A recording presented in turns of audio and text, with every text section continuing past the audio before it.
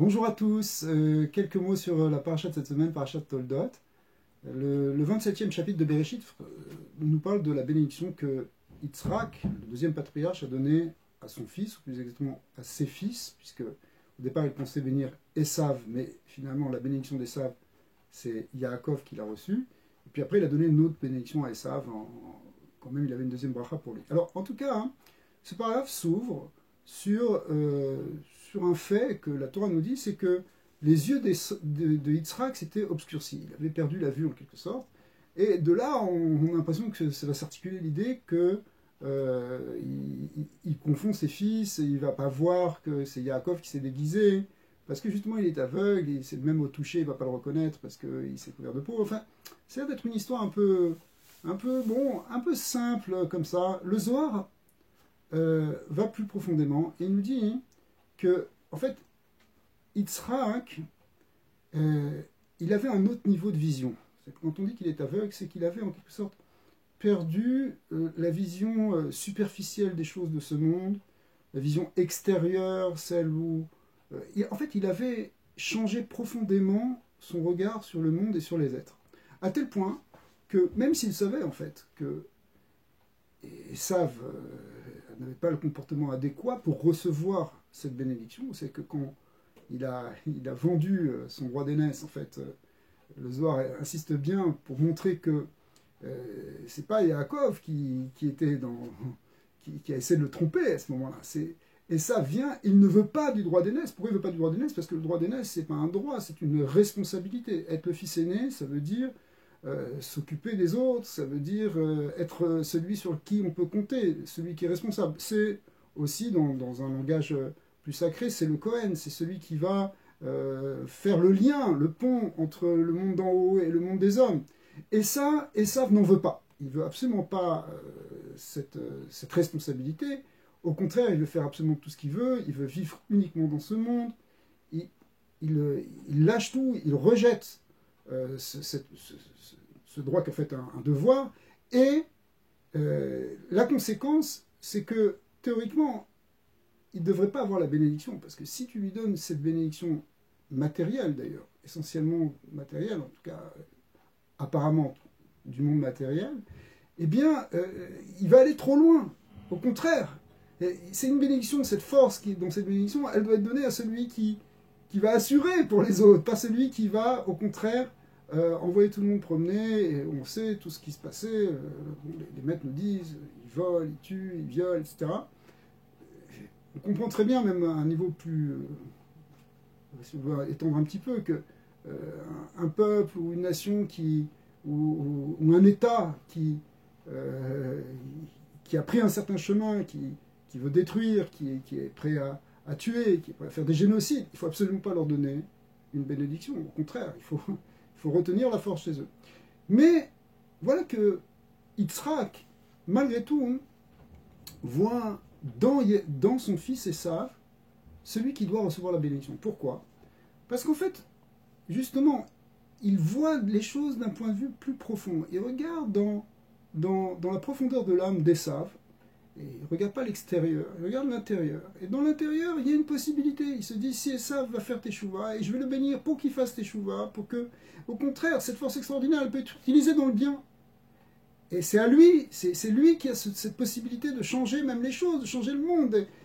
S'il va se réveiller, il va être un vrai Bechor, un vrai fils aîné.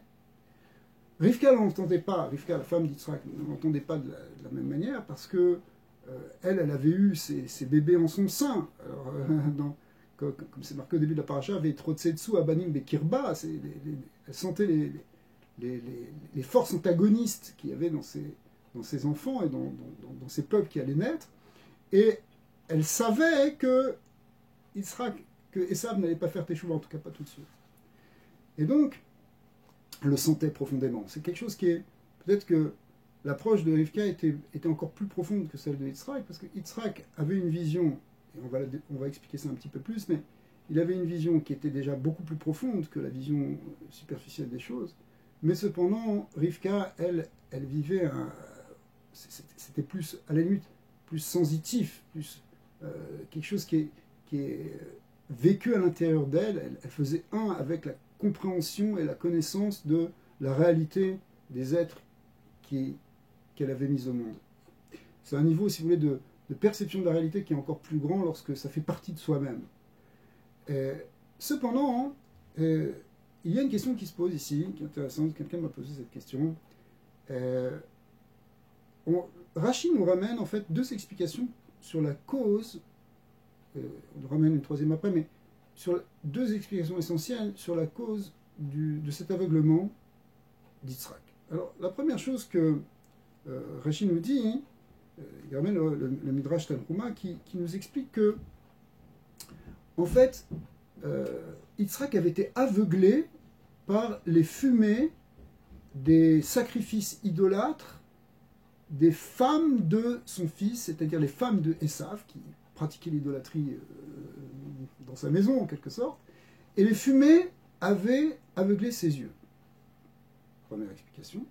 La deuxième explication, c'est au moment de la Kedat Yitzhak, au moment du sacrifice virtuel de Yitzhak, eh bien, les anges ont fait couler des larmes qui sont tombées dans les yeux de Yitzhak, et c'est pour ça qu'il était aveugle. Alors, ce sont deux choses qui ont l'air complètement contradictoires. D'un côté, l'idolâtrie, de l'autre côté, au contraire, les larmes des malachim. De quoi on parle?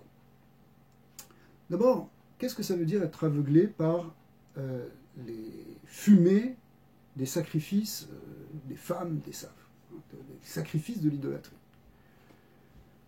Qu'est-ce que ça change une fumée si c'est un animal qui brûle, ok, ça peut faire mal aux yeux, mais pourquoi plus l'idolâtrie que si c'était quelque chose qui était pour autre chose? Alors, on pourrait être aveuglé par n'importe quelle fumée. Quelle différence il y a? En fait, peut-être à un niveau un peu plus profond, on peut expliquer que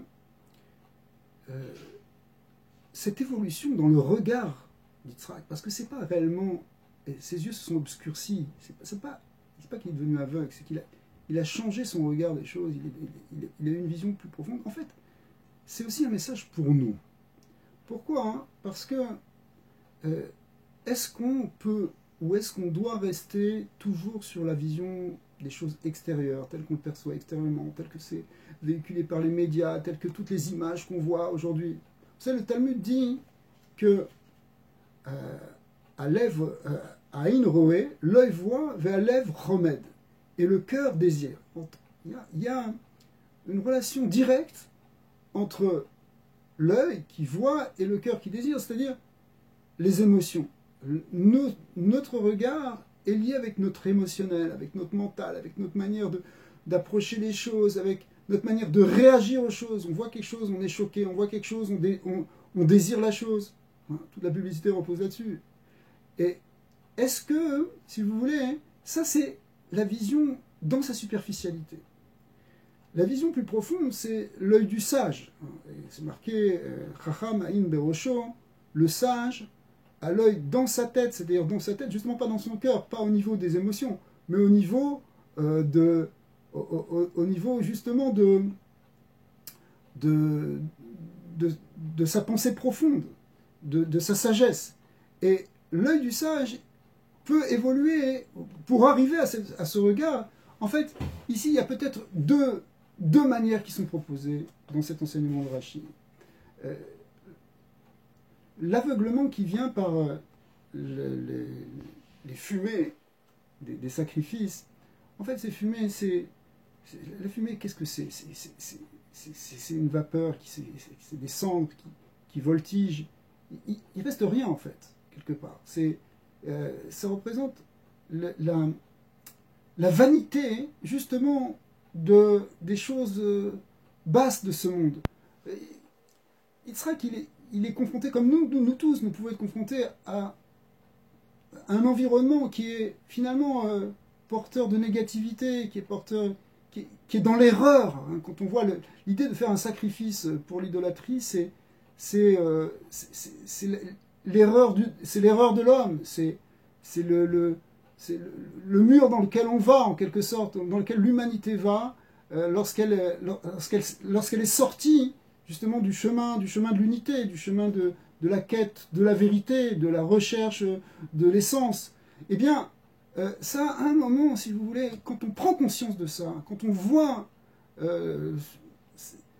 ce comportement idolâtre tout autour de nous, c'est pas qu'on veut se fermer les yeux comme une autruche qui voudrait plus voir le monde, mais c'est que on peut sortir d'une certaine illusion des choses de ce monde. En fait, l'idée c'est changer notre regard, c'est arrêter de voir comme tout le monde voit, arrêter de penser comme tout le monde pense.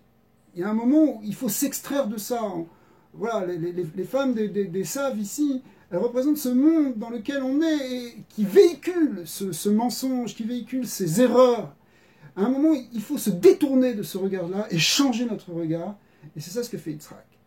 L'autre approche, qui est celle du deuxième chat de Rashi, qui nous parle de la Akedat Yitzhak, du sacrifice d'Yitzhak, en fait du ligotage d'Yitzhak, puisqu'il n'a pas été sacrifié, il a juste été ligoté sur l'autel, mais symboliquement, c'était réellement comme un sacrifice. Alors, ce qui est intéressant, c'est de voir comment les Avot, Avram comme son fils Yitzhak, se présentent vers ce sacrifice. Avram, dès l'instant où Dieu l'appelle, il dit « Néni, je viens tout de suite il se lève, comme Avram Boker, tout de suite, il est partant, etc. Et son fils enclenche. Il ne laisse pas la place, en quelque sorte, aux émotions. Les deux ne laissent pas la place aux émotions. C'est l'ordre de Dieu, c'est la soumission complète, c'est le devoir par excellence, si vous voulez. Pour nous, c'est quand on est capable de sacrifice, c'est-à-dire de dépasser notre intérêt personnel pour aller vers une cause plus élevée, plus probante, plus intéressante, vers quelque chose qui nous amène vers le haut. Lorsqu'ils sont en route, regardez bien ce que dit le texte. Vayomer Yitzhak el Avram Avi, Vayomer Avi, Vayomer Ineni Beni. Yitzhak interpelle son père et lui dit Avi, mon père. Avram lui dit Ineni, me voici béni, me voici mon fils. Vayomer Iné, il dit Yitzhak pose une question. Il dit Iné Aesh, je vois le feu, tu amènes du feu. Vaetsim, et les bois pour faire le sacrifice. Veaye assez Léola. Et où se trouve l'agneau de l'Holocauste? Il vient sans agneau. Pourquoi? Parce que c'est Yitzhak qui doit être l'agneau. Vayomer Avraham, Elohim irelo assez Léola béni. Dieu pourvoira à l'agneau mon fils. Et quand il dit mon fils, Yitzhak comprend que c'est mon fils, l'agneau, que c'est lui qui va être sacrifié. Vayelchou, Sheneyem Yardav. Et les deux avancèrent ensemble, c'est-à-dire d'un même pas, d'une même volonté, exactement dans la même direction. Ils sont complètement en symbiose à ce moment-là. Yitzhak ne réagit pas en disant quoi? Il n'a pas un choc, il n'a pas. Peut-être qu'il a un choc, mais il le dépasse, il le transcende, il le transmet. Il passe à un autre niveau. Et en fait, en quelque sorte, il va, on pourrait dire, sublimer ses émotions. Et probablement le pleur de l'ange, parce que ça veut dire un pleur d'un ange.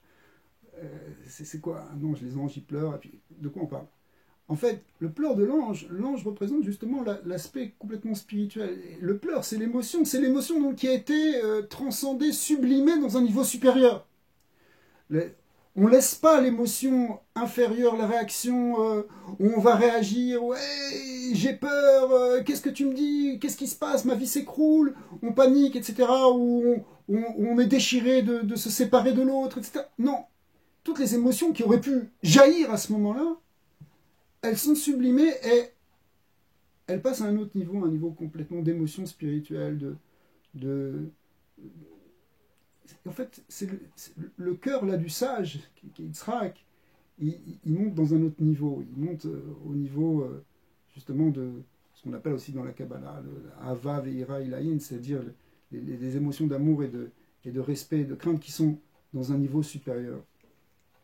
Alors, en fait, ces deux approches, qu'est-ce que ça nous apprend à nous? C'est que, d'une part, on peut évoluer dans notre regard des choses si on prend conscience et qu'on cherche à se détourner, en quelque sorte, de la bassesse des choses de ce monde, non pas, encore une fois, pour les fuir et ne pas regarder ce qui se passe autour de nous, on sait ce qui se passe, et même on essaie de changer, on essaie d'aider dans tout ça. Mais en tout cas, on sort de l'illusion du monde.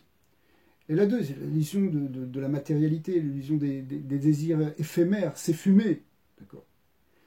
Et d'un autre côté, hein, il y a une idée de chercher à voir plus haut, de faire monter en quelque sorte notre cœur, notre émotion, notre réaction, notre personnalité vers une dimension plus sacrée, plus élevée, et qui va nous amener en fin de compte à transformer finalement exactement notre regard et atteindre la vraie sagesse.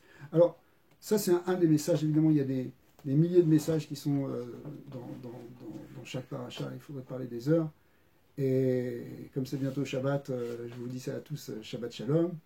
Et j'espère qu'on reste en contact pour des bonnes choses et que ce mois puisqu'on est encore dans Rosh Chodesh, ce mois de Kislev va être un Chodesh de lumière. C'est un mois de lumière, c'est un mois qui est marqué par Hanouka, le mois de la lumière. C'est aussi un Chodesh qu'on appelle Chodesh Geoula, et que dès ce mois-ci, on va voir la Geoula Shlema avec Mashiach Tzidkenu, Amen, Ken Yiratzon.